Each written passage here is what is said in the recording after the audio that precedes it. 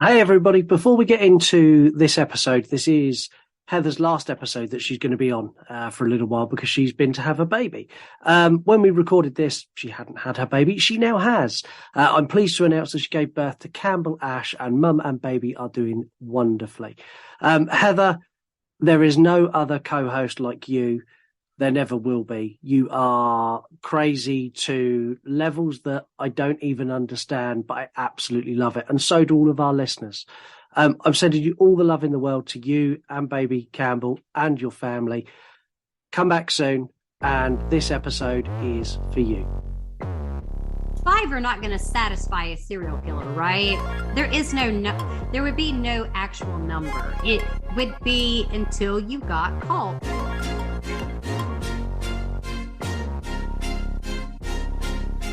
We are not like other shows. I don't want to be rude, but I'm going to be rude because you know how I am. Wasn't a very pleasant looking woman. I'm not trying to be a bitch, but just saying. She was not a high class lady of the night. I know, it looked like terrible. Some shit that you did in Kitty Corral school. Like, what? It's fucking awful. Of course, he knows where she's buried, and it wasn't long after that. Like, he's like, I'm digging this bitch up. I need her vulva. And in 2003, Nancy filed for divorce and issued a restraining order. You want to smoke or vape? Even vaping is not allowed in the facility. You have to go outside. A whole new level of horrific. There was much you could do to change it, to be honest. Hello, welcome to a very special edition of the You Run podcast True Crime. My name is Scott. And I'm Heather. And it's special today for quite a few reasons, which is rare. We don't have special episodes, really. The first special reason is it is Heather's last full episode before she goes and bees on Mama again. God, please. I wish the due date was tomorrow. You're really close now. So when this comes out, you will have already had your baby. Your baby will be a month old. But right now, you are very heavily pregnant.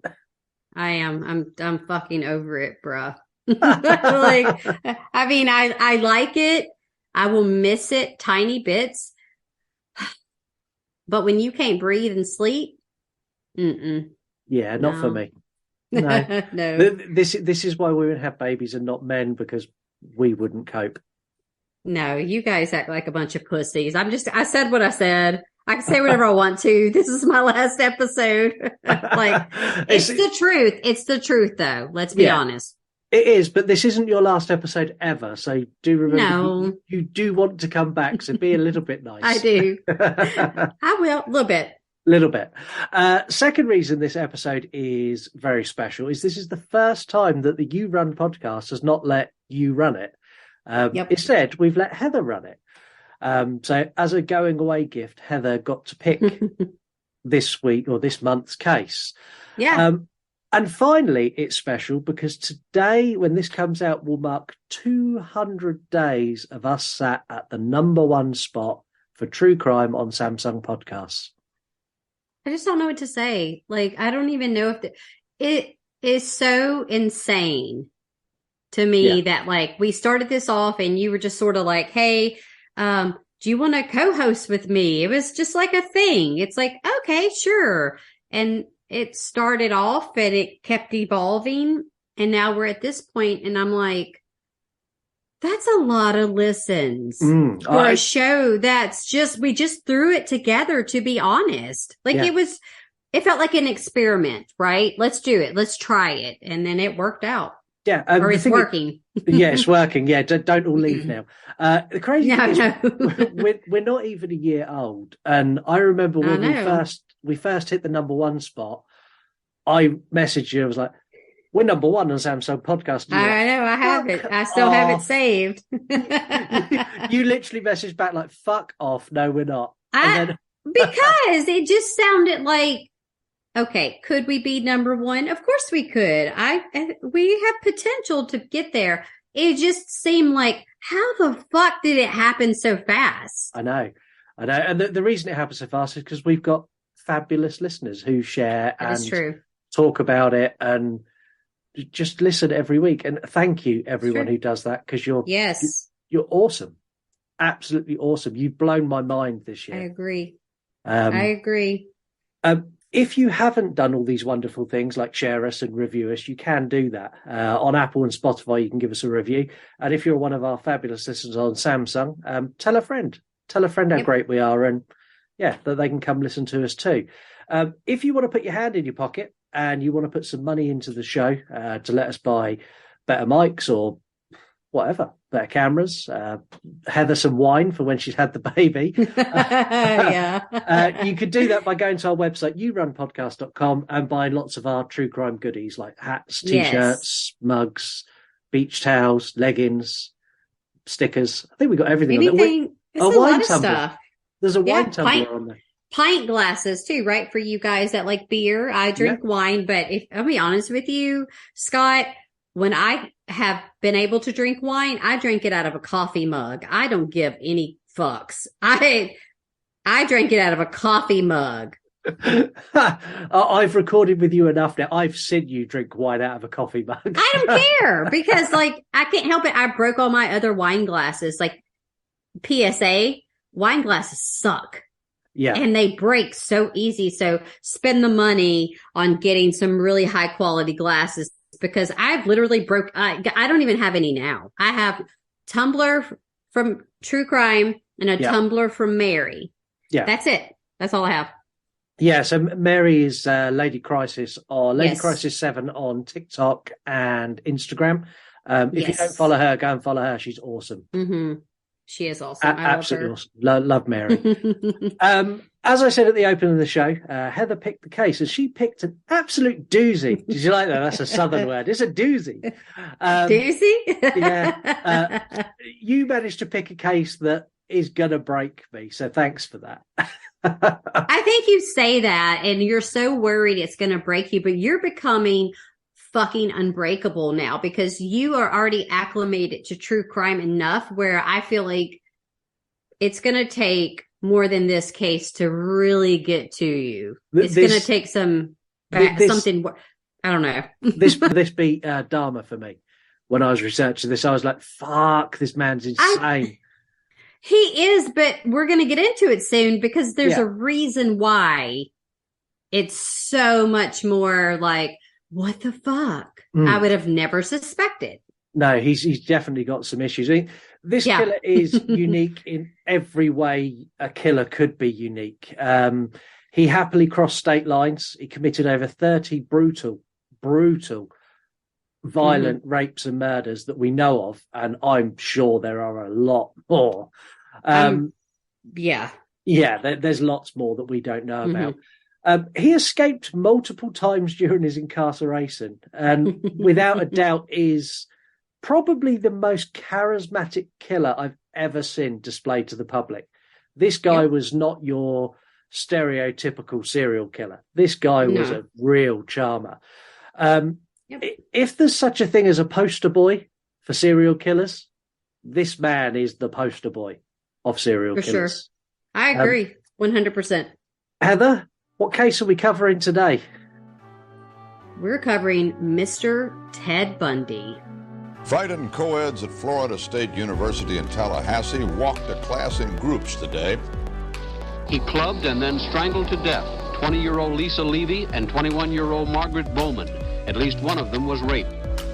I'd rather say we've got a very disturbed, sick individual. I think everybody's scared all the time. Even just walking to classes. And today we've been keeping our doors locked during the day too, which we don't usually do.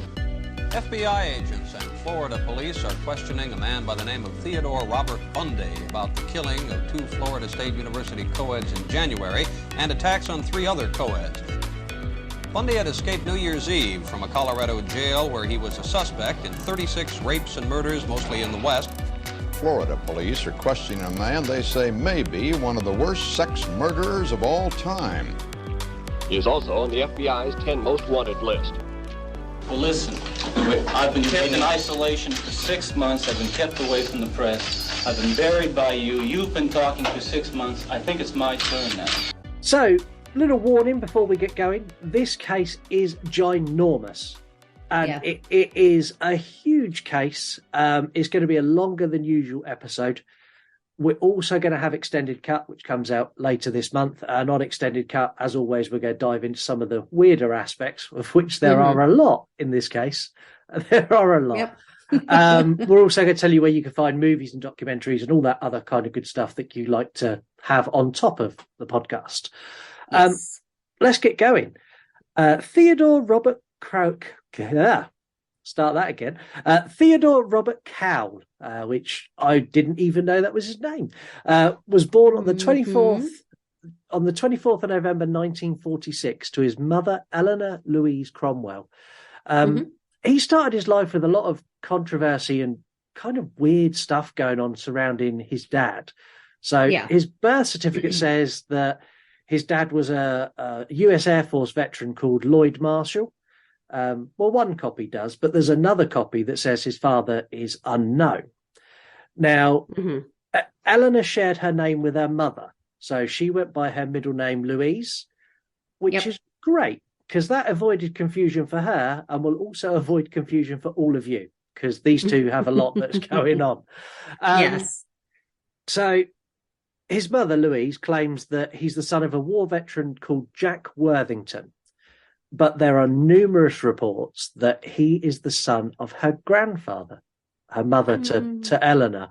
Some documentaries have claimed to have tested this and proved he's not from an incestuous background.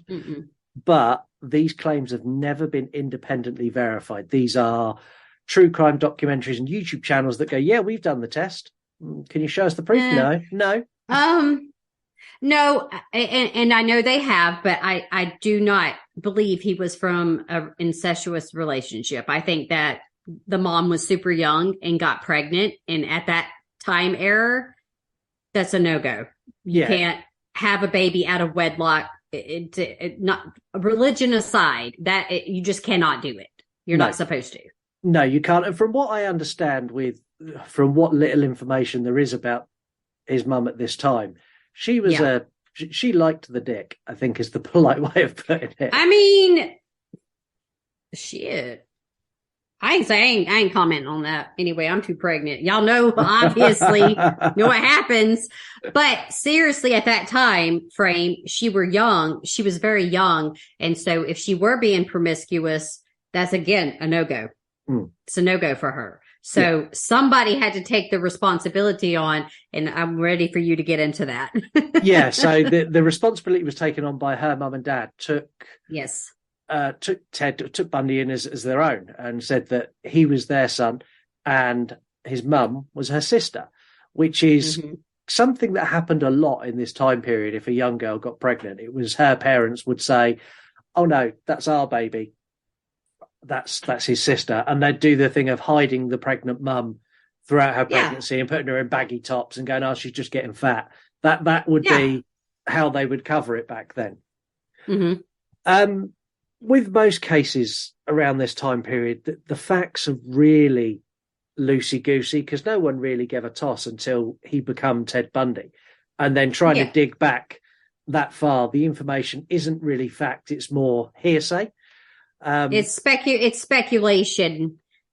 Due to the fact that his parents, in quotation, they would be deceased at the time. You know what I mean? Like they were already old because they were his grandparents. So there you go. Exactly. So his grandfather was allegedly very cruel, often beat his wife and the family dog. He would also allegedly swing neighborhood cats by their tails and throw them out of his garden. There's no confirmed account of him being cruel to Bundy himself, none whatsoever. But I think if he was in that environment, it would explain a lot of his later life behaviors, if that was the violent environment he was brought up in. It's hard to know because a lot of parents in that time era, I hate to say it, but they were very cruel. And it seemed to be a pattern, not only in the parents of serial killers and their upbringing, but just in general, like the way that parents were and then their parents before. So it's more like that corporal punishment type mentality, right? So I think that's what it is. I've never really been able to 100% find out if his grandfather was actually abusive. No. I think it's hearsay. We can say that, but it's not an excuse to become a serial killer. No, it's not. Just saying. And you and me grew up in the 80s, so we know what it's like to have a parent who will give you a smack. And so far, exactly. I've not gone on a violent rampage yet. No, not as far as killing. I've went on some violent rampages, but I'm not murdering anybody. It's nothing that severe. That's another episode I want to know. In 1950, when Ted Bundy was 4, Louise, after lots of prompting from her other family members, changed her name from Cromwell to Nelson and took Ted and moved to live with her cousins in Washington. This is where she met a hospital cook, Johnny Bundy. What a name, Johnny Bundy. She met him at a church singles night. Is that a thing? Does church have singles night? I think that they do. It's sort of like the dating websites. They have one called Christian Mingle.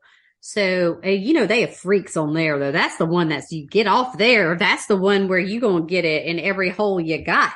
But I'm just saying, they have an actual website that's meant for Christians. So how the fuck do they know? Like, how would they know? Like, or what if you're not a Christian, but you just want a Jesus freak and that's your fetish? I don't know. How do you know? But yes, churches, not that I know of recently, but I have heard that they throw socials. So they have like, and it's probably to engage other people of the community to be like, you want to date a Christian man or a Christian woman. And it's like, okay.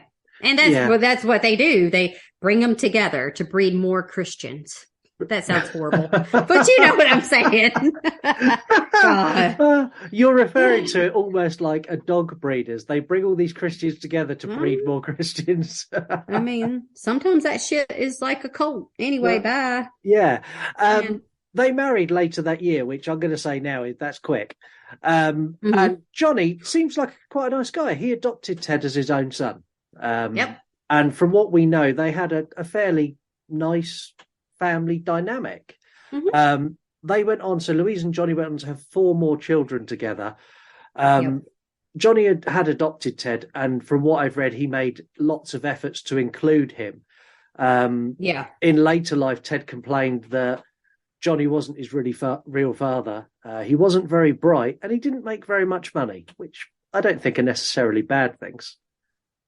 No, I mean, like, he was a cook, right? His dad was a cook. So, and like, what does like your intelligence level have to necessarily do with parenting? Bundy, narcissist, can we say? Yeah, I think that's... So he's going to blame anyone, and he's going to say his life was shite, right? Yeah, he's going to say that, but we don't know for sure. We don't know. And from everything I've read, I don't think it was. I don't think it was as bad as perhaps he could have made it out to be. Like, we all have a shitty childhood, one way or the other. So get the fuck over it. Yeah. Accounts of this time of his life are really sketchy. Sketchy. You can go to one site and it'll tell you one thing, another site it'll tell you another thing. So be careful.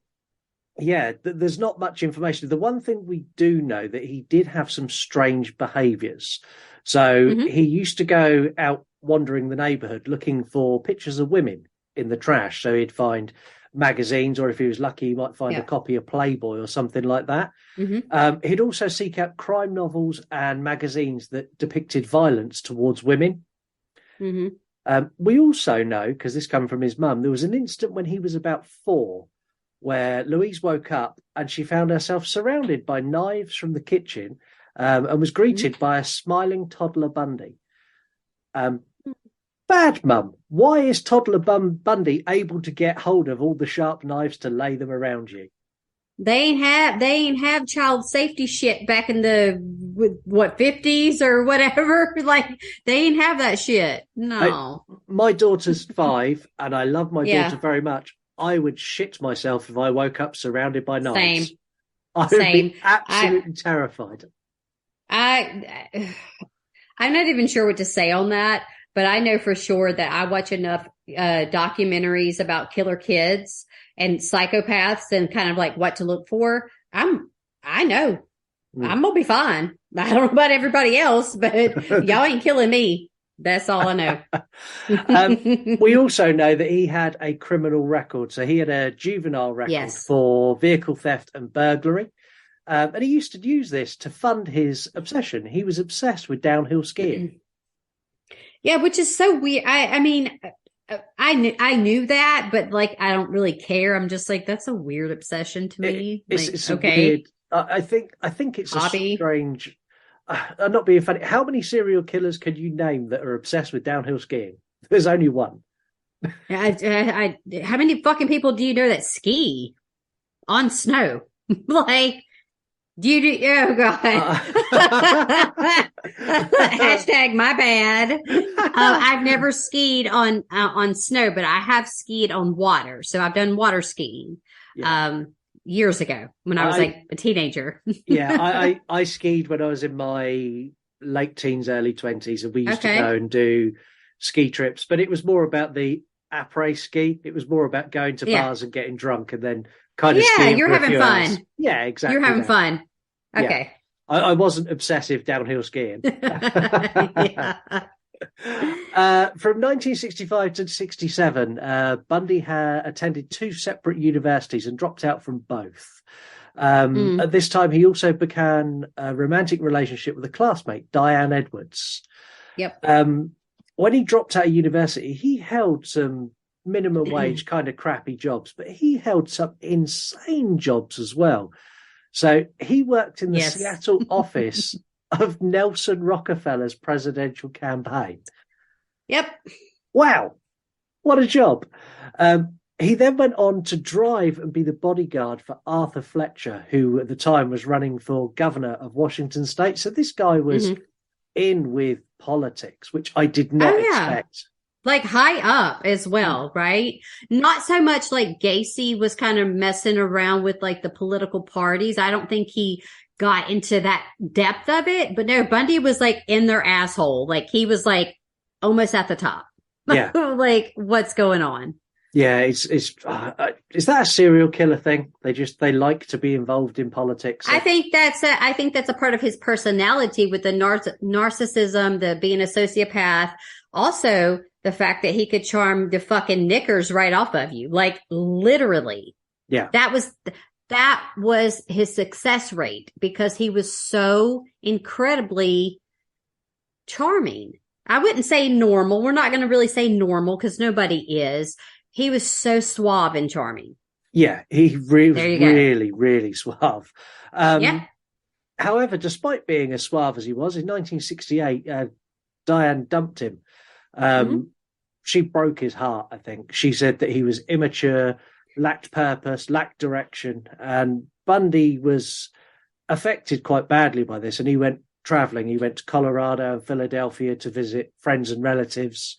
It's also reported around this time that he went to the Office of Birth and Deaths, and this is when he confirmed what he'd been told in an argument with his mum a few years earlier, that he was actually her son, not his grandparents. Yes, not the grandparents. Exactly. Yes. I mean, I don't know how you'd process that. That's if you've grown up with someone, like if I grew up with my sister and then all of a sudden found out she's my mum, that would blow my mind. I think it would. And we all perceive and take in trauma in different ways. So I can understand how for one person that would be extremely traumatic. And then for another person, they would just be upset, but you're able to cope through it and get through it. I think I would be okay. Like, I think if you understood why it was happening once you became an adult, you'd be okay with it. But it's different for Bundy because he doesn't have the mind of a quote unquote normal person. So it's not going to work that way. No, it definitely isn't. In 1969, Bundy was back at university and back in Washington. And this is where he met Elizabeth. Can you pronounce her surname? Because I've tried so many times. I think it's Cleffer. Cleffer. Cleffer, yeah. I believe the P is silent or whatever, so. Yeah, she's got stupid spelling of her name. She was a secretary at the university. Their relationship was rocky, but lasted such a long time. Even past his first arrest and incarceration in Like 1976. 7 years-ish, I think. Yeah. Somewhere up in there is, I believe, how long they were actually together. Yeah, and even after he'd been arrested the first time, but we'll get to that in a minute. Bundy became a father figure to Elizabeth's daughter, Molly, who as an adult spoke about indecent behaviour, physical and sexual abuse that was not reported at the time. Bundy was part of her life until she was 10. And for these incidents, or games, as he would refer to them, begun when she was 7. I fucking hate this guy, and we've not even hit like him doing anything murderous yet. I really dislike him. Yeah, there were a lot of allegations. I mean, I don't like him in that sense either. I just find serial killers fascinating, and it's the psyche part of it, not like the individual person. I want to make that very clear. I don't love Ted Bundy in that way by any means. Again, those were allegations. Lots of people do, and that's for extended cut. But fuck them. Carry on. Sorry, they were allegations. Well, they were, because it's one of those things where, would it be easy to say she was a young child? I don't want to get ahead of myself, because there is, one of his victims was a young child. Yeah. It was his last victim, actually. But I'm not even 100. I just don't know. And it's not defending him. It's just that I'm not sure that there were any sexual abuse happening with her. No, I don't know for sure. And it there could have been. Yeah. It's just not something that's ever covered. No, and I wouldn't put it past him based on the crimes he commits later in life. It's not something that I would say that's unbelievable. But again, as you say, there is no proof. No. Bundy graduated university with mediocre grades in 1972, and they were like, he was bottom of the heap, just about passed. Yeah, it was like barely passing. He got offered lots of positions in law schools from a recommendation from Governor Daniel Evans. I'm naming and shaming this guy. The reason he got such high recommendation is Bundy helped him during his re-election campaign. And how he helped him was Bundy went undercover, posing as a student, working in the opposition's camp to feed information to the governor, which helped the governor. Like, he had copies of speeches before they were made, and it just helped him stay one step ahead. And that's why he got this high recommendation, because it was Bundy who helped him get back into power. Wow. I mean, he's charming. He's manipulative. Yeah. It's politics. There you go. Yeah, and I'm pretty sure this still happens today. Oh, absolute fuck. Yeah. Yes, politics are so fucked anyways. Like, I couldn't remember who the fuck our president was in the United States for a while, because I ain't really give a shit. I was like, some old ass white man, that's who it is. Yeah, well, just take it with a pinch of salt, because next year it might be Trump. Anyway, moving swiftly on. Oh, God. I'm not. 1973, on a trip to California, Bundy rekindled his relationship with Diane Edwards. This is while he's still seeing Elizabeth. This relationship went on until December of that year, with Diane flying in to see Bundy at weekends, and they spent a lot of time together, with her flying in and lots of calls and letters and that kind of stuff. In January 1974, after a month of not being able to get hold of Ted, she got hold of him, because he just stopped contact for no reason whatsoever. And she's like, why have you broke it off? Why are you not talking to me? And he replied, Diane, I have no idea what you're talking about, and hung up on her and never spoke to her again. I don't think he cared. That's the thing. Like, he didn't have any there wasn't any really caring feelings coming out of him, regardless of how long he was in a relationship with this woman. And the fact that he's dating 2 women, that was a thing for him all the time. Yeah, it was. He always dated multiple women. It wasn't like, even when he was with Elizabeth or Liz, it didn't matter. It obviously didn't stop him from having another girlfriend somewhere else. No, it didn't. And I can't help but think that this was all premeditated. She dumped him and he made himself what she wanted him to be. He then led her all the way up to the fact that she thought they were going to get married, and then he dumped her and kind of sat there and, and just watched her suffer. It's the narcissistic side of him coming out, because that's what narcissists do. They build you up and they break you down. They say, I love you. And then the next 5 minutes, they're like, I hate you. You make me so angry. You don't have to do anything. I'm very familiar. Sounds like most of my followers on social media, to be fair. They wish they were a real narcissist. They're just being a fucking asshole. If that's what it is. Don't be mean on purpose. Stop it. No, I get lots of that. But hey, I don't mind. Whatever. I think it's enough backplot on Mr. Bundy now. Should we start talking about why everyone's actually tuned in? Yep. We're going to talk about your not so favorite part of most of the episodes. I would say, well, every episode. It's always, this is the part. this is the bit where I go, oh, here we go. Right. On the same night in 1974 that Diane dumped him, Bundy entered an apartment of 18-year-old Karen Sparks. He beat her with a rod from the bed before sexually assaulting her with the same rod. Karen survived, but with severe disabilities, and spent 10 days unconscious in hospital after his attack. If you know the Bundy case at all, you know what's coming. If you don't, I would advise you strap in, because it is very fast-paced and a lot happens in a very short space of time. Yes. Very, very quickly. Yes. So on the 1st of February, he broke into another basement apartment, this time of 21-year-old Linda Healy. He beat her unconscious, dressed her in jeans, a blouse and boots, and was seen leaving her apartment complex, carrying her away how you'd think how a hero carries a girl out of a burning building. He was carrying her out of the building like that. The first half of 1974 was a nightmare for college girls in that whole Washington area, as they were disappearing around a rate of one a month. Yeah. That's terrifying. If you're a young girl at university, that must be I'm not going out. I'm staying in tonight. You would think that. I do know that they were trying to take precautions, and once they realized, like, this girl's missing or this girl's been attacked, regardless of them surviving or not, still they're being attacked. They did start to kind of like get in groups, sort of be like, let's not go down the street without having 3 friends with us. Yeah.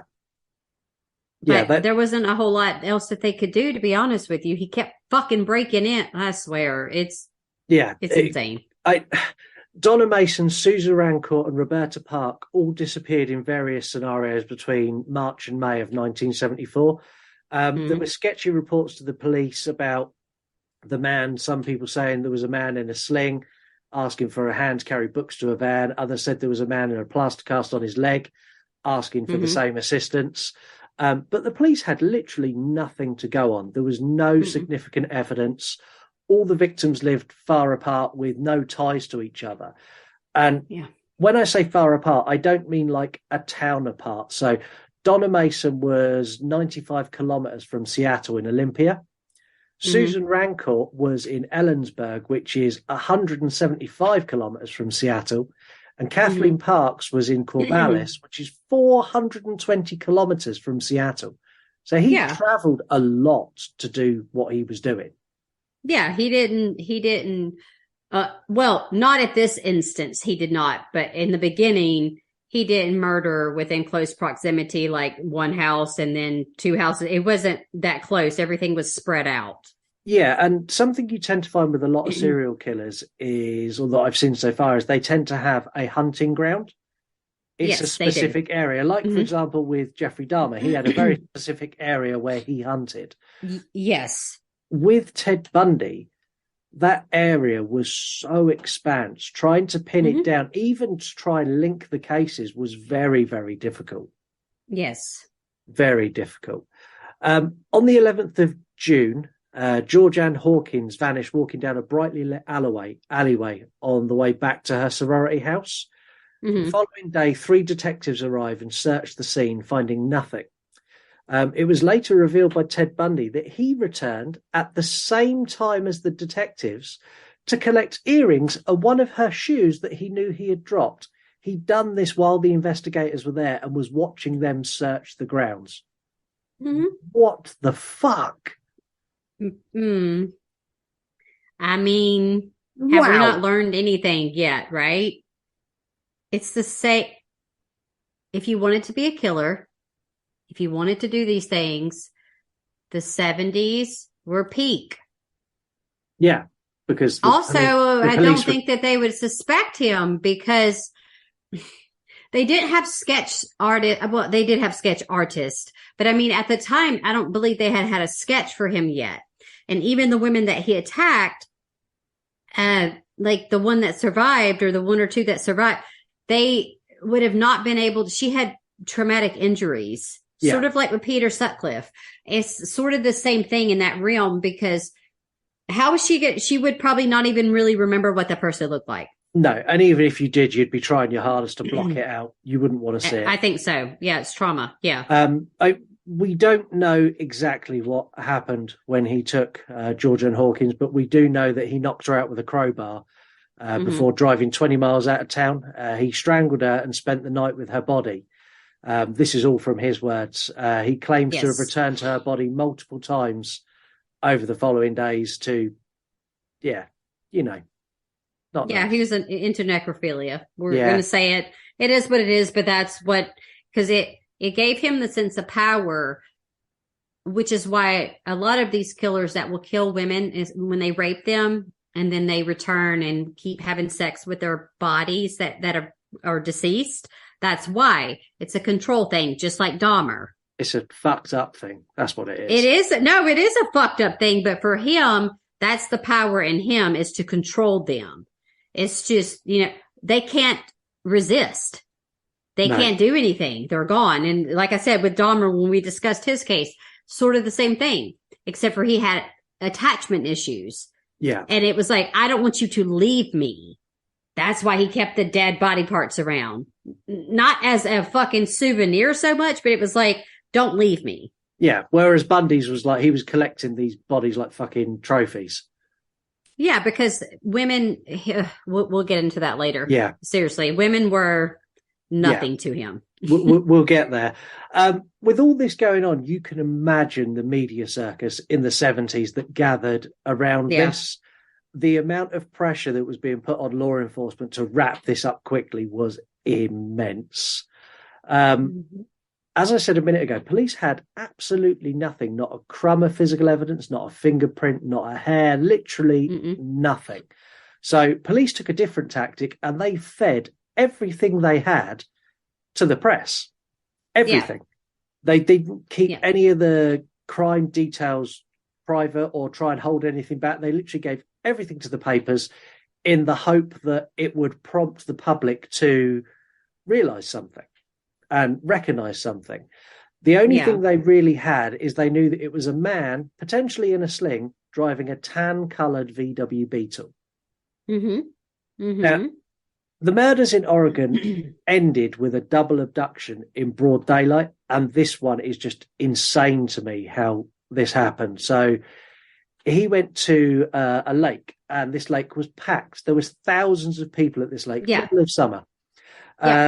He convinced Janice Ott to leave with him after he'd tried already to convince some other girls, and they basically told him to fuck off. He went away, and then he returned later that afternoon and abducted Denise Lawsland when she went to the restroom. Bundy confessed later that he made one of them watch while he tortured and killed the other, but he denied he ever said that in a later interview and denied it happened that way and refused to give any more details about what actually happened. Yeah. If that happened, that's just horrific. I can't imagine how that would... Yeah, just awful. I mean, I wouldn't say it's not shocking to think that did happen. No. It's just that he was such a fucking liar in that sense, the narcissism of him. That's why it was like, oh, I said this, but I'll retract what I said because he didn't want to look so bad. But like, it's not, I'm there. Yeah. Most of me believes that he did that. It would not surprise me. No, me neither. Police did finally get a lead from these double abductions, though, because I said he went and approached some other women and they went, no, we don't want to come with you and your crappy little VW Beetle. Yeah. He introduced himself as Ted. And they also gave a detailed description to the press. So he's even using his real name. Come on, what the fuck? His ego. Yeah. Yes. They received a tip that Bundy may be their man, but this was in the midst of another 200 tips per day. And police discounted him because they've gone, he's a clean-cut law student. The chance of him being a potential sexual predator and serial killer is fucking slim. And just threw him in the not interested pile. Yeah. And I'm not being funny, in the 70s, that's kind of the way people would think. I think now he would have been, we've had a tip, it could be this guy. They'd have gotten into it. You can't discredit anyone nowadays. That's the thing. Like appearance has nothing to do with the psychopathy of like how someone is. Are they a killer? Are they not a killer? You can look like a normal person. But yes, the mentality in the 70s was this guy is wearing a suit. Yeah. And he's clean cut and handsome. You know what? Get out of my face with that shit, because that's how the cops reacted to it. Yeah. There's no way he could murder and rape and kill women. And there was another reason they discounted him. So this fact is just so crazy. It's just fucking stupid. I can't even believe it's real. So at the time, Ted Bundy was working as the assistant director of Crime Prevention Advisory Committee. And he had just produced a pamphlet for women on rape prevention. What the actual fuck? I know. So he put a pamphlet out that got published that was telling women how to stay safe from sexual predators.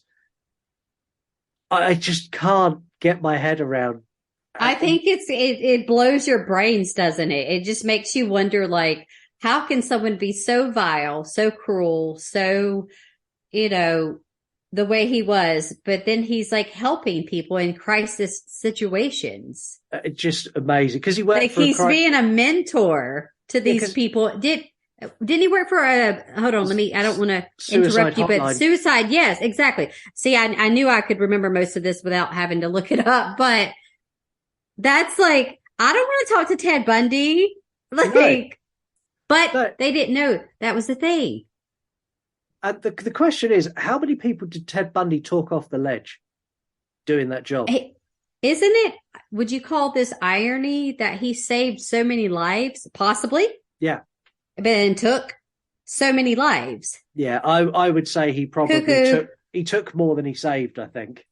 Well, for sure. Yes, absolutely. Because the 30 number to me is just what he wanted to confess to. Yeah. I've heard allegations higher, a little lower. We don't know. Upwards of 100 is what I have always heard. Yeah. There's a lot. Now, I said the murders in Oregon come to an end. This is just the tip of what Bundy would go on to do. So in 1974, he moved to Salt Lake City, leaving Elizabeth in Seattle. Yes, they're still dating. They spoke often on the phone, but it's reported that while he was there, he had about 15 or 16 other women that he had. Yeah, it's not shocking. And off. The thing I find shocking is that he would date women and not have relationships, but he would have women that he'd have sex with, and he never killed them. They just dated, they had sex, they went out for meals. Isn't that went to the movies? Just hard to wrap your brain around that, right? Yeah, really hard because just strange. He's a strange guy. Now he'd started on his course of law at Utah Law School.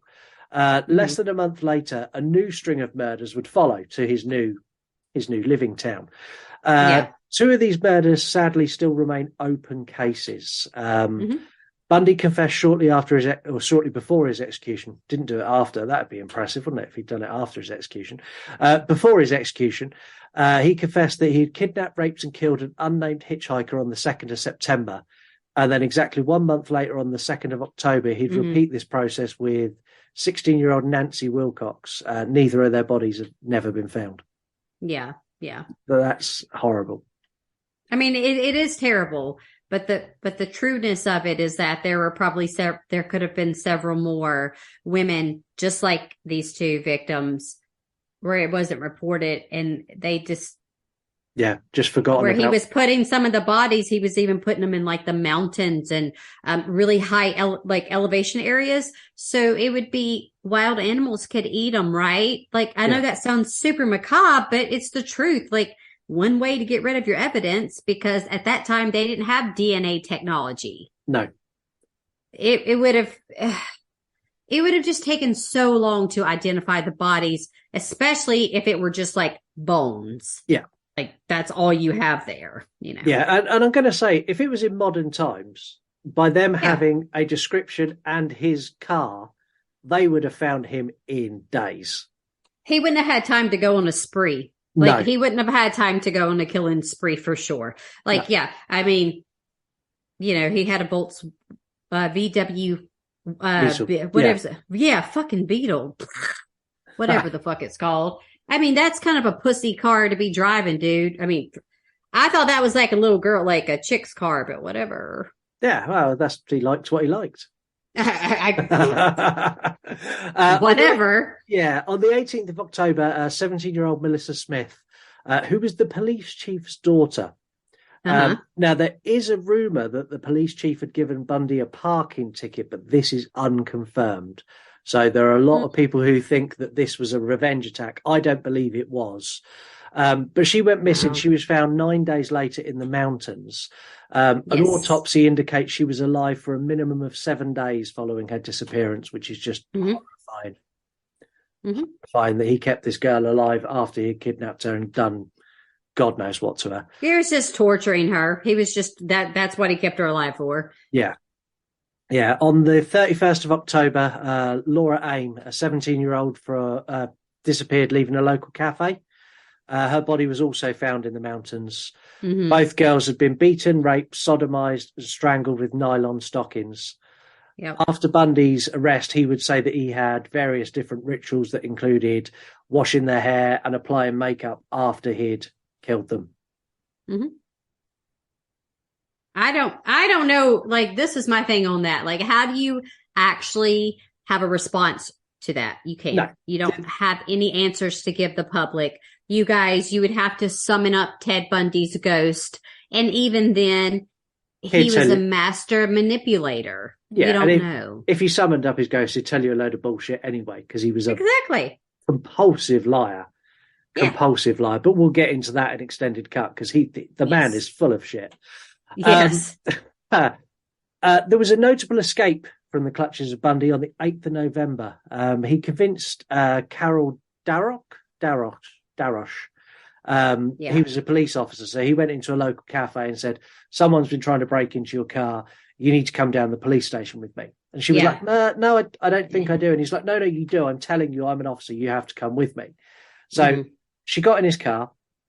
They were driving down the road, and she's gone, "This isn't the way to the police station." And with that, Bundy pulled over and he tried to handcuff her. She fought for her life and threw everything at him. And he managed to get both handcuffs on the same wrist. And in this scuffle, she managed to open the door and get out. Now, I've heard various different accounts of what happened here. I've heard one account that says Bundy made absolutely no attempt to pursue her. And I've heard another account where Bundy held her at gunpoint. I think, again, you're going to hear, when doing research on these serial killers, it is pretty tough. And the best way to do your research, to be honest with you, is like, I get it. We all get on Google and we look at stuff. It's not always 100% because we don't know who wrote the articles. And unless we can link it back to a news article, where the truth can be more found, there's a foundation for it. It's hard. So for me, like watching a documentary, because these people have the ends and they have information that you may not even find on Google. And from what I've understood is that, yes, there was a struggle. she got out of the car and took the fuck off, and he did not try to pursue her. Yeah. He didn't try to run after her, and instead you're fixing to get into it what he did next, because I think he was just like, fuck, she's gone. What can I do? Yeah, I think he went, fuck, she's gone, and then just moved on. And instead of chasing her, later that night, he kidnapped 17-year-old Deborah Kent from outside her school theatre production. When the police arrived, the teacher said he'd seen a man pacing in the car park, but thought nothing of it. In modern times, a strange man pacing in a school car park would be approached and kicked off the property straight away. Well, yeah. Like, they'd be like, what the fuck are you doing here? Get out of here. Yeah. Especially and where children are at, right? Yeah. Like, that's weird. Yeah, it's very weird. And in modern times, that would be a teacher coming out or a parent coming out and going, who the fuck are you? Get the fuck out of here. But that didn't happen. This was corroborated by 2 students as well. When they searched the car park, they found a handcuff key that matched Carol's handcuffs. Yeah. So they knew that the man that took Deborah Kent was also the man who tried to kidnap Carol. Yes. Now, I told you someone tipped off police that it may be Bundy, and they discounted it. This person was his other half, Elizabeth. Yes. She was the anonymous tipper first time round. When she saw the murders that were happening in Utah, she repeated this process and tipped the police off again. And this time they added him to the list of suspects, but that's kind of all they'd done. They went, yeah, we'll put him in. He's in the pile. We'll get to him. Yeah, exactly. In 1975, January, he returned to Seattle to visit Elizabeth. They spent a week together and arranged for her to come and visit him in August. What is wrong with this woman?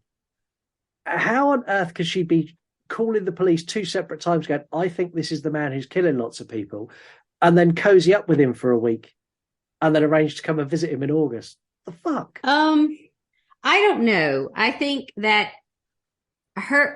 from my perspective, just from my opinion on it, because it does touch a little bit on it when you watch the Netflix movie with Zac Efron and Lily Collins. So you kind of see where I think it was like she wanted to doubt that he could, even though she did turn him in for a suspect, basically. I think part of her was like, I made a mistake. There's like, because he was good with her daughter and stuff. That was the thing that was portrayed. Like, aside of the sexual abuse stuff that we don't know for sure, it seemed like he actually cared about her daughter. Yeah. So I think that was part of it too. You have to think about it. You're a single woman and she loved him, and toxic brings toxic, and that would be hard to escape that situation. And I think she looked at it like, he's a pretty good dude. Yeah. Let's just stick with it. I know. But I mean, like us thinking now. Bad judge of character. It was the 70s, bro. Like, whatever. In 1975, Bundy was aware that the police presence in Utah had increased. And he was concerned that they weren't closing in on him, but he was concerned it was harder now for him to do what he wanted. So he moved his hunting ground over to Colorado to evade and confuse the police investigation. Yeah. I hate this man so much. There's no denying he's very, very intelligent. Yep. He's very aware of what's going on around him. He's very aware of what he needs to do to adapt what he's doing to keep evading police. Absolutely. From January 1975 to June, Bundy would kidnap and murder a further 5 victims. 23-year-old nurse called Carolyn Campbell, 26-year-old ski instructor called Julie Cunningham, 25-year-old Denise Oliverson, and a 12-year-old Lynette Culver. She was a child. He's got no soul. Yeah, that one was, if you watch enough docuseries and documentaries on him, that one is the one where I think they felt like it was out of his character of killing, correct? Yeah. Because yes, he was murdering young women. That is true. But this was a child. Yeah. He went down from, a young adult. Yeah, to a kid. To a child who he just took from school in his van, by the way, By just being like, hey, your father's been hurt. Get in my van. Again, I always throw my PSAs out. Do not go with strangers and hitchhiking. Yeah. It's just don't do it. It's crazy. Sadly, Lynette and Susan were never recovered. Both were later confessions when he was incarcerated. Susan being his last interview, he confessed to murdering her. That was the last one before he was given the electric chair. Yep. Despite the vast amount of murders that Bundy committed at this point, police weren't really any closer to an arrest than they were at the beginning. They had no fucking clue what to do. And they went all high tech for the 1970s, and they created one of the first ever crime databases on a computer for catching a criminal. They used the payroll computer for the police department. And what they'd done is they pumped it full of information. So they had VW drivers called Ted. They had known sex offenders. They had people with criminal records, people who were in the areas, family, relatives, all these names. They pumped all of this into the computer, and they were looking for similarities across all of the cases. It took their suspect pool from 2,500 to 26 in 3 days. I mean, at least they were doing Hey, they doing something. The police in this case are infinitely better than the police in other cases we've covered. In every other case that we've ever covered, it seems like. Yeah. Thank you. The police in Dahmer and Peter Sutcliffe may as well just not have bothered. They just take the time off. But the police in this were actually trying. They also had detectives working the old-fashioned way, compiling their own list and putting their own suspects together. Bundy made every single list of every detective, and he was top of the tree on the computer search as well. So you'd think with all this that he'd be arrested. They'd go straight for him and get him. No, he was arrested on a routine stop and search. Yep. After all that work they put in, he was caught by chance. So August 1975, he was stopped by a patrol officer after he was seen sort of cruising around a neighborhood in Utah.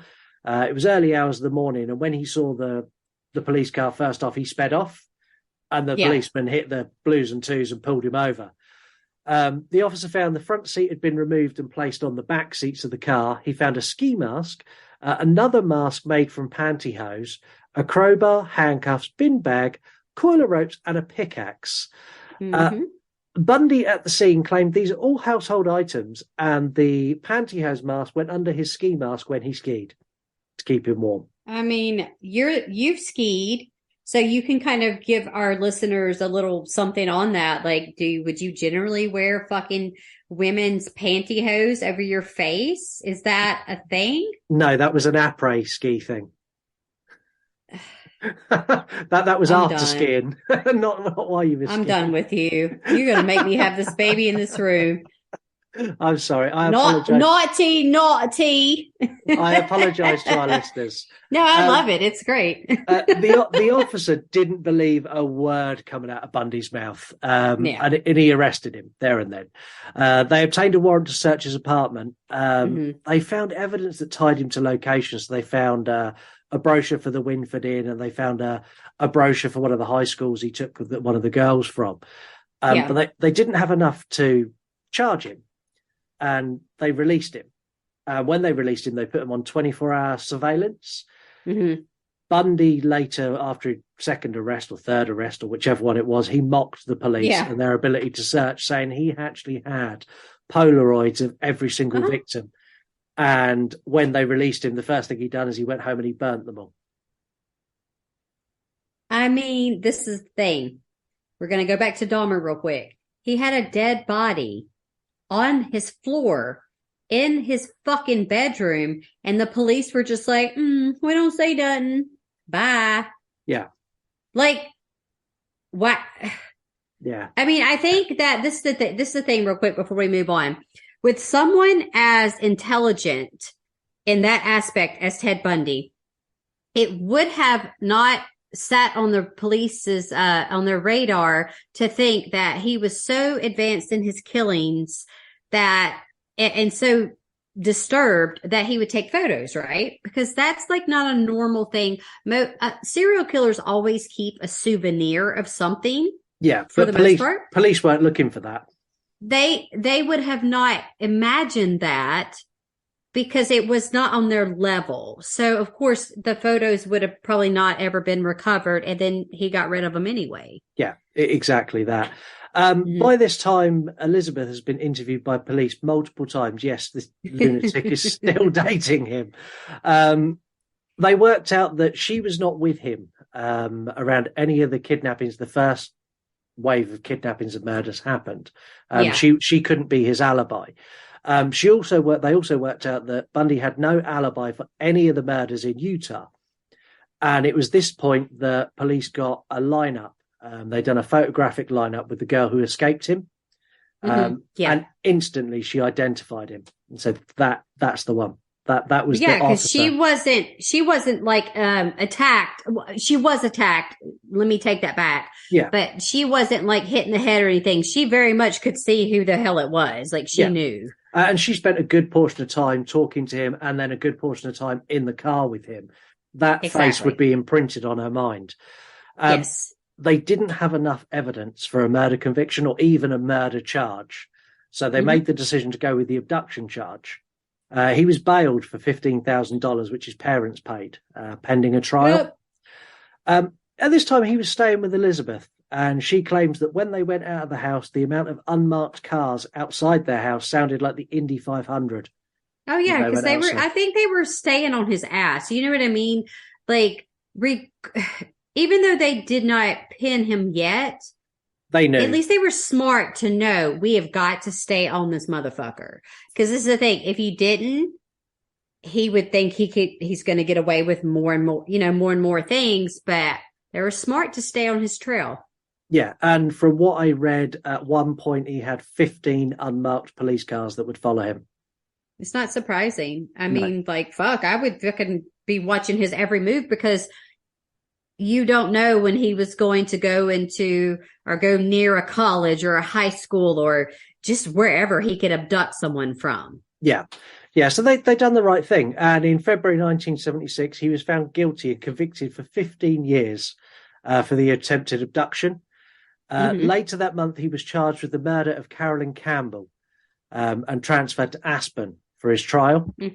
Yeah. So it's all over. He's been caught. And that's it. It's done. That's what I thought when I was investigating. I was like, oh, it's over. It's finished. It hasn't even really started yet. It turns out he wasn't only good at capturing and murdering people, he also had a unique ability to escape the law. In 1977, he was being transported to Aspen for his preliminary hearing. His lawyer had spoken to the judge, and the judge agreed to allow Bundy not to have handcuffs while he was in the courthouse because there's no way he can escape the courthouse. Well, yeah. During the recess, he asked to use the courtroom library, and the judge granted this concession and said, "Yeah, you could use the library because he wanted to look up some references that he was going to use in his defense." Yes. While he was in the library, he slipped behind a bookshelf and jumped out the fucking window. It was 2 stories, I believe. So obviously he did hurt his ankle. Yeah. But I mean, it's not, if you think about it, it's like, fuck, you could jump out too. If you did it methodically, you'd be able to get out of the window. But, yeah. And you'd like to think that if someone jumps out of a courthouse window, they'd be arrested there and then. Because they'd be caught down once they hit the ground. Yeah, no, not at all.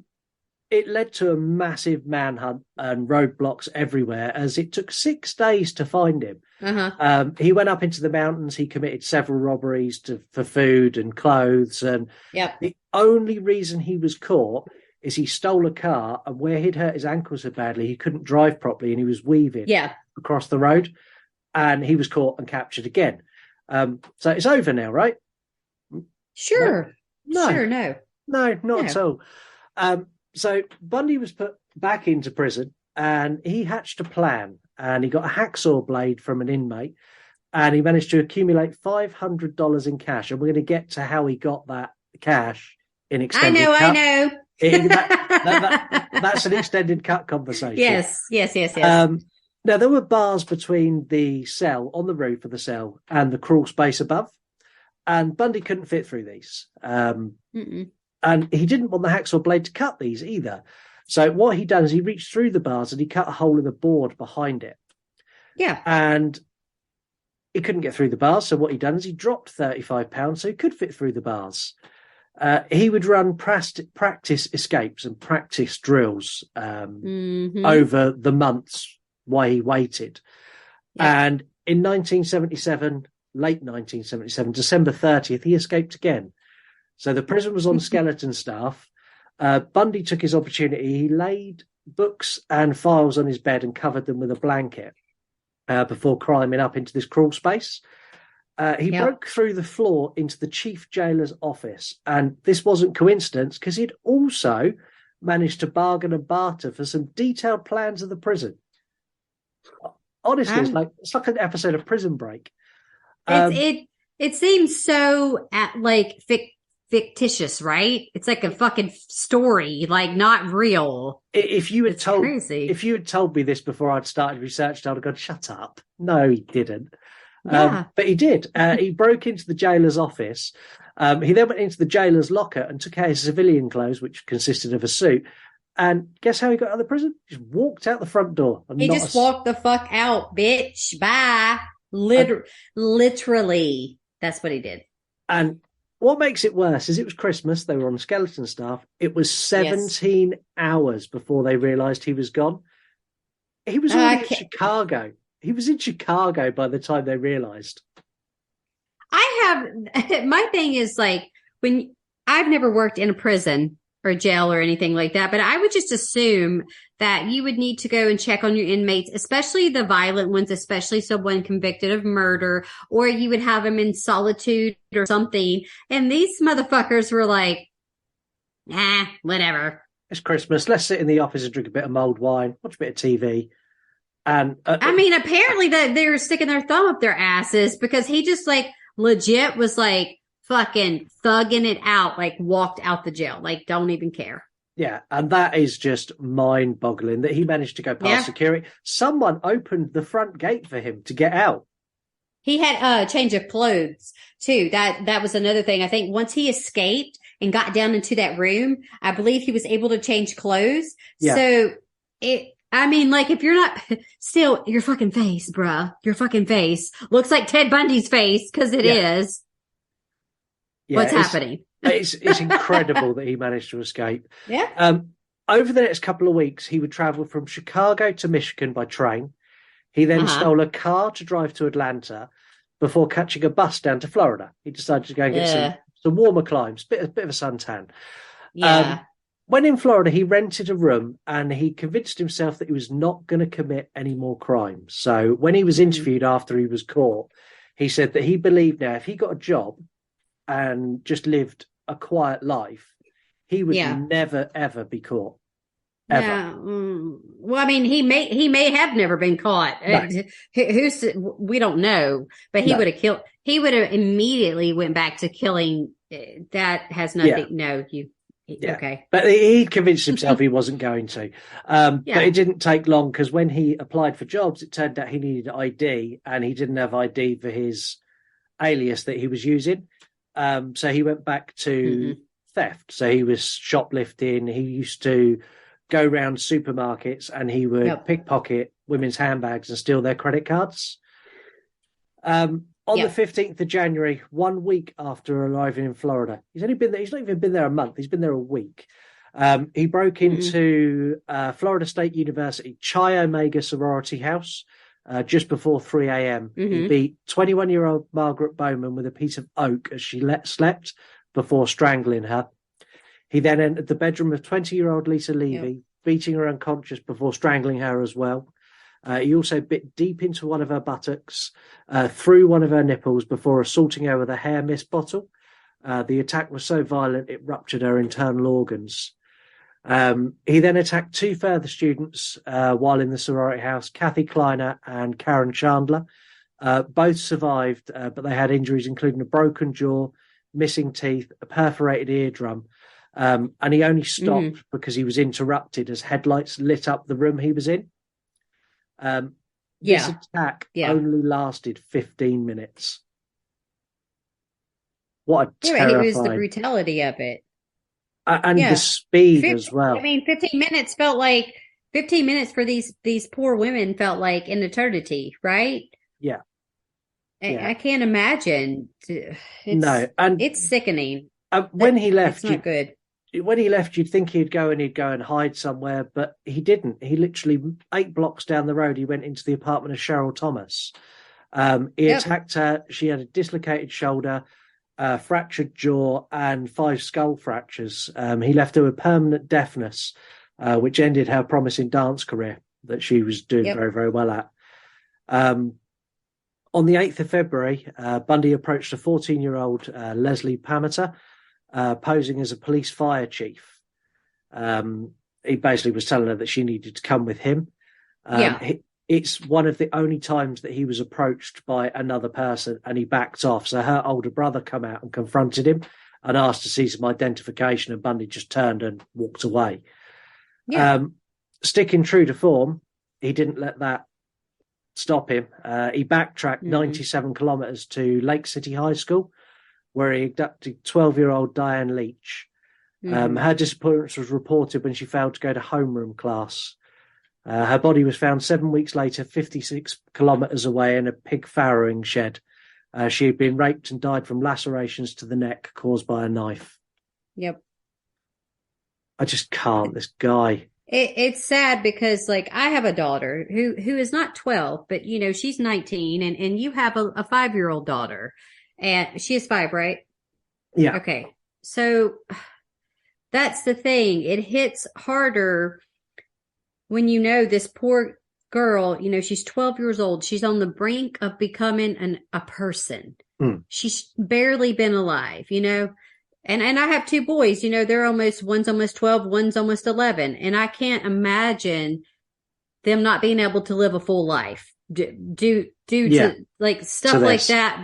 That's infuriating. It's hard to deal with when you think about it in that aspect. Yeah, it's such a waste of life. It's horrible. Yep. On the 12th of February, Bundy had run out of money and he decided to make the decision to flee. 3 days later, he was pulled over in a stolen vehicle. As soon as he was pulled over, he ran, and the police officer got out of the car and fired a couple of warning shots to stop him. Bundy didn't stop, and he ended up wrestling on the ground, and eventually he was arrested. When he was pushed into the car, he turned around to the officer and said, "I wish you'd killed me." At this point, the officer had no idea he was transporting the FBI's most wanted man to prison. He had no idea it was Ted Bundy at all. Trials. We skip the trials on this show. Typically. We're skipping it now. Not because it's boring, because it's weird and slightly insane. A little bit like Carol Ann Boone. Yeah. I've not mentioned Carol Ann Boone throughout this episode. And if you know the Bundy case, you will know that name. Yes. I haven't, because she deserves her own little segment, because she is a story all on her own. Oh yeah, for sure. Like you think Liz was nuts for staying with him. It gets crazier with this bitch she was really crazy. Yeah, she belongs on extended cut with all the other weird shit. For the purpose of this episode, all you need to know is he was found guilty and he was sentenced to death. And then join us in extended cut and we'll give you the rest. There you go. When Bundy was in prison, he gave numerous interviews to law enforcement. He often spoke in the third person about himself. So didn't say me, it was Bundy done this, Bundy done that. And he gave them details of how he enjoyed the theft and he enjoyed the thrill of murder, and how one of the things that was his favourite was he enjoyed watching police struggle to find him. He'd watch the news reports and chuckle to himself that they weren't even close. When he was in his cell on death row, he had 2 hacksaw blades discovered in his cell and an unauthorised mirror. The bars to his cell had been completely sawn through and put back in place with homemade adhesive that he made using soap. He was going to escape again had they not checked him. Exactly. And I think had he escaped, there is that possibility that he wouldn't have been caught very fast, and then there would have been more, and there would have just been more victims. Yeah. That's all it was. He also had a legal communication that he got in lots of trouble for with another inmate called John Hinckley Jr. If you don't know who that is, he tried to assassinate Ronald Reagan. And him and Bundy become quite close friends, which is fucking scary. Yeah. In 1984, Ted Bundy reached out to law enforcement to assist in the catch of the Green River Killer, Gary Ridgway. After he had done multiple interviews with them, Gary Ridgway remained at large for another 17 years. Yeah. But I've seen lots of reports that said what Bundy told them put them on the right track, but they discounted a lot of what he said because he was a narcissistic bastard, and they thought he wasn't trying to help.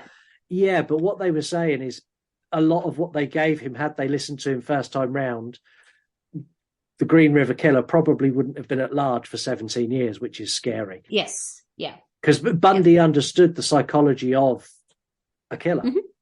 Yeah. And did. he was trying to help. I think he was trying to help for his own ego, because how amazing would it be for him to go, I helped the police catch this guy. Look how good I am. Well, exactly. Yeah, because narcissistic tendencies, that's everything is about them. They do no wrong. And if someone deems them to do wrong, there's justification for it. It's like, how dare you tell me I'm a bad person? Yeah. His execution date was getting closer, and he'd been given a stay of execution already. All of his appeals processes were exhausted. There was nothing else he could do to stop execution day coming. So he agreed to speak frankly with detectives. This is what become known as Ted's Bones for Time scheme, is how the police described it. Basically, the idea was he would give them information where to find victims in exchange for longer alive. Some of the leads he gave led to the discoveries of bodies, but most of them led police on wild goose chases. Oh, yeah. And this just strengthened the court's resolve to execute him on time. There was a couple of investigating officers who fought this so hard. Really hard, because they knew that he had killed a lot more than 30 people. Oh, yeah, for sure. But the court were having none of it. They're like, no, this guy's just going to drag it out for another 10, 15, 20 years, and we're not having that. He's being executed. That's the end of it.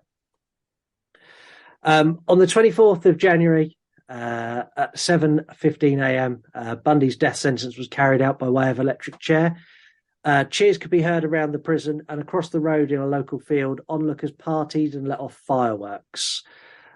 His ashes were scattered at an undisclosed location in the Cascade Mountain Range in Washington State, in accordance with his will. And that is where we're going to draw a close to the main case. Yes.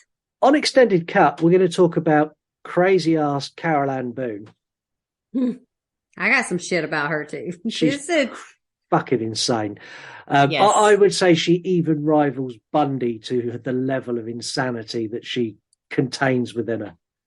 Except for, I would say, yeah, she does with that mentality, but obviously she did not murder anyone, but it doesn't make her a great person. And we're going to let you guys know why. She's stupid. Yeah, she's very stupid. We're also going to talk a little bit about the psychology of Bundy, his incredible talent to avoid capture as well. But it's not the only thing drawing to a close. This is Heather's final full episode for a while. Yes. You're with us for Extended Cut, though, so I'm not going to say goodbye to you now. The listeners aren't either. We'll do that on Extended Cut. Heather, for one last time until you become a mummy again, could you sign off the main show? All right, you guys. Look, I'm trying not to get teary-eyed already, because Scott, you making me try to this is not a time to be sad, but my hormones, I cry over everything. Okay. But I do want to give a huge shout out to everybody that has given us a listen, that's followed us, subscribed to us, that's given us a chance. This was a new thing for Scott in a new adventure, and I'm so happy that I got to join in on it, and I will continue. I'm taking a short break, not a forever break, but you guys, thank you so much. I mean, I love each and every one of you, but until next time, I want you guys to stay safe, keep it spooky, and I'll see you later. See you later, guys. 5 are not going to satisfy a serial killer, right? There would be no actual number. It would be until you got caught.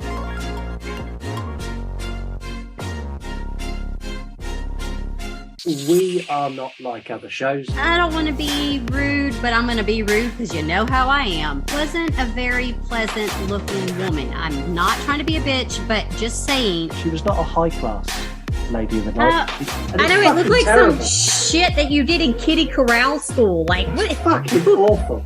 Of course, he knows where she's buried, and it wasn't long after that. Like, he's like, I'm digging this bitch up. I need her vulva. And in 2003, Nancy filed for divorce and issued a restraining order. You want to smoke or vape? Even vaping is not allowed in the facility. You have to go outside. A whole new level of horrific. There was much you could do to change it, to be honest.